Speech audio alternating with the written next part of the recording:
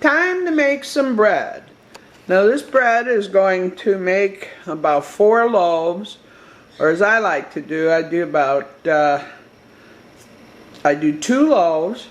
I take a loaf and I put it in the freezer, and I also make 12 rolls.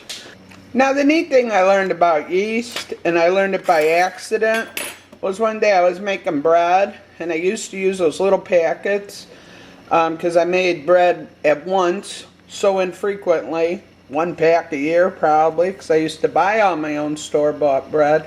But by accident I learned that yeast, they might say a year, but that's not true. And I put my yeast in the freezer, and this yeast been up there for a year. Of course it used to be full, just to show you.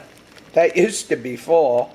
I make a lot of bread now. I don't think my yeast now gets a chance to get expired, but even so I learned that even if your yeast is up to 2 years old, you just put more in. That's all. You use more of the yeast and it'll rise. It'll rise. It just takes a little longer. That's all. But so yeast is not something to get too hysterical about an SHTF situation. Just have some. Now one of the things I learned in bread baking is that bread is pretty forgiving. No, you do not have to have the exact same size pans.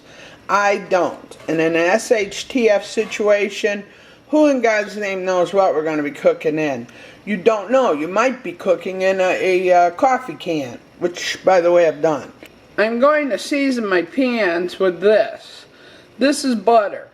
I learned how to make butter from Cat's Cradle and from Bear Prepper. So I just take the butter out of the jar, spread it all around. You don't use a lot of grease or butter to butter your pans. I know some people say, why didn't you use Crisco? Well, because I like butter. Okay, I put some flour in my pan, and now basically, yeah, that's good. Put a pan underneath. I just keep shaking the pan around. Bread pan. Like I said, I'm not a big fancy cook. I cook, my food is good, but I do not get fancy. Alright, that one's done. Then you take the next one. Pretty much. Now I am a neatnik, which is funny, but when you're making bread, if you're going to try to have everything just perfectly perfect, well, you're going to go out your mind. So, see how beautiful that's lined? How beautiful that is? And you do that with each pan. The recipe calls for 3 to 4 eggs. In this case, I put 1 duck egg and 2 chicken eggs in. I'm going to use a cup of oil. The recipe calls for 3 teaspoons of salt. Same thing as 1 teaspoon. I put that in, I stir it around. This recipe calls for a stick of margarine.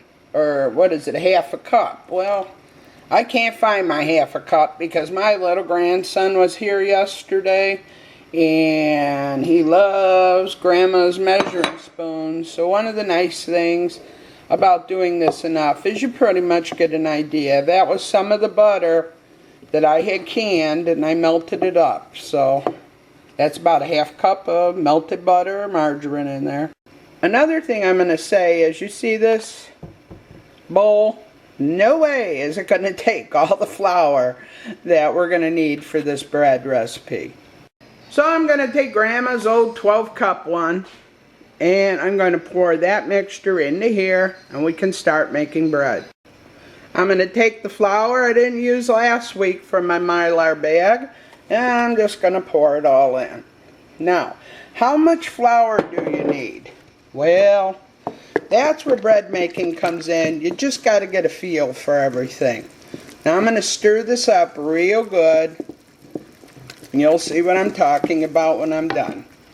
You know, I don't have all those big fancy bread makers and all that stuff. I pretty much do everything by hand, because I always like to ask myself, in an SHTF situation, What am I going to do if somebody happens to come by and steal this or steal that? How am I going to get around? How am I going to learn how to do things?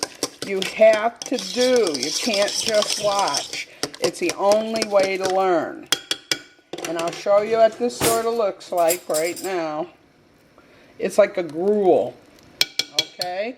Now I'm going to take some more. This is a hoot, guys. Trying to do this with one hand. I have nobody to video for me. So I'm going to take half of my bag of flour, pretty much.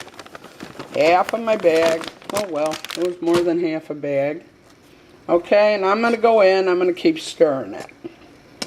When it gets to a point you're able to work it with your hands, then you should take over. You know, God gave us these beautiful hands. They're the best tools in the world. And I find I make everything better with my hands. Now, if I was working in a restaurant, of course I wouldn't do that. But I'm not. I'm at home. So, I'm going to start using my hands. Get it all goopy. Oh, this is feeling so good. At this point, we can put it out on the counter, a nice clean counter, and we can start kneading it. You know, this is actually fun.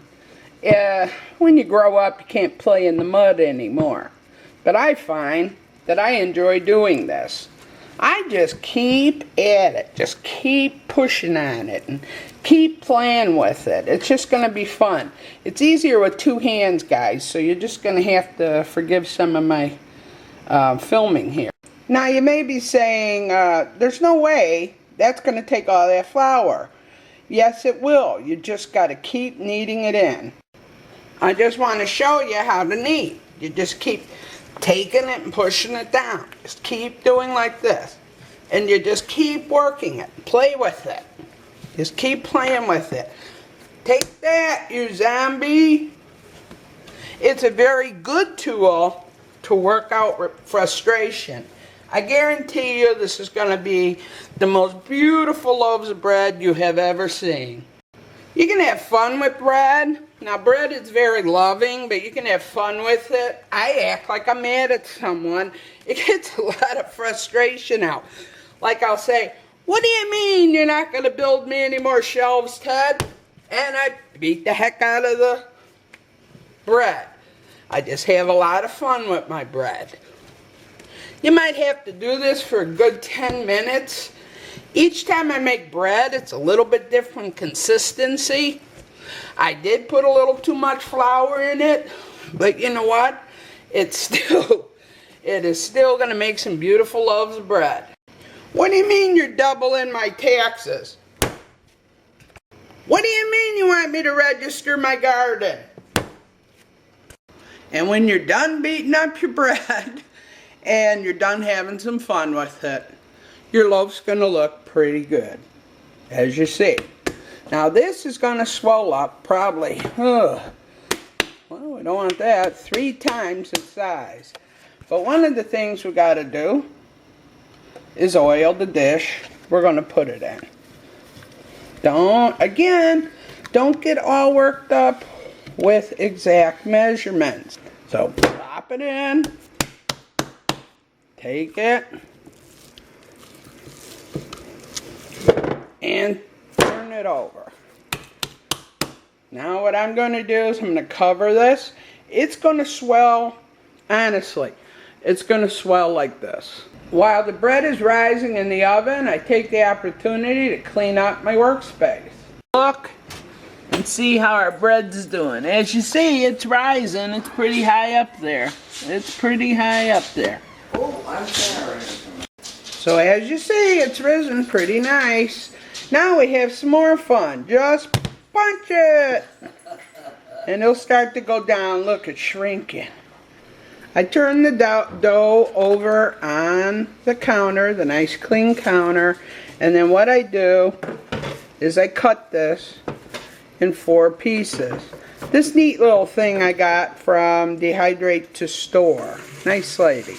She always gives me stuff when I order from her. So I cut it in 4. And I get my pans, Here's my sister who's greasing and flouring the pan she's going to use for homemade rolls. Say hi, Don. Hi. We're going to set the oven for 300 degrees. Okay. I'm going to reshape the dough. I want it to be a rectangle. So I'm going to reshape the dough. And I'm going to use my handy little thing. You just work it, have fun with it, beat it up if you want. I think this is a pretty neat way to make it. It always works out for me. Try to make a rectangle. You know, again, bread is very forgiving. Pat it down. And then what you want to do is just roll it. You're going to roll it. That's all you do. Okay. Okay? Then just put it in your pan. When you have your 3 loaves of bread in the oven, then you take a rag. Give me that towel over there. Thank you. I sure do appreciate it. Put your towel over it. Put them in a warm spot. Donna, what do you need to make this? Do you need anything else besides what I have there? I need a little melted butter to dip the tops of the rolls in. Oh, in that case, we will use my canned butter. Good. So to make rolls, we have a greased and floured round pan. My sister used a cake pan. We have the same bread that we used previously, or the dough for the bread. And we have some melted butter from our canned butter. Say. Cut the dough. Take a chunk of the dough. Do not play with it. Just fold it in to make it look smooth. Dip it in the butter. Put it in the pan. Let's see. No, okay. Then you're going to go across the dough to cut just a straight line. About how many? It makes about 10. 10? Okay. You could make a dozen if you really wanted to. You could if you wanted. It's not anything, but you don't play with the dough. You just fold it in to get a smooth look on the top. Dip it in the butter. Put it into the pan. All right, let me show that. Okay. So what are you going to do, like make a circle around the center one? Right. Okay. Until we fill the pan, then we're going to let it double. All right. Raise again. I didn't know that's how Grandma did that. That's all you do. And there's your perfect pan of rolls. Now we're going to let them raise again. And this is always good to have a sister around so she could clean up after you. 325 degrees. After about a half an hour, maybe 40 minutes, this is how nice our bread rolls. Now you remember, they were not perfect looking loaves when I put them in. And here are the beautiful pan of rolls that Donna made. Those are just gorgeous. Look at how beautiful they're cooking. Almost done.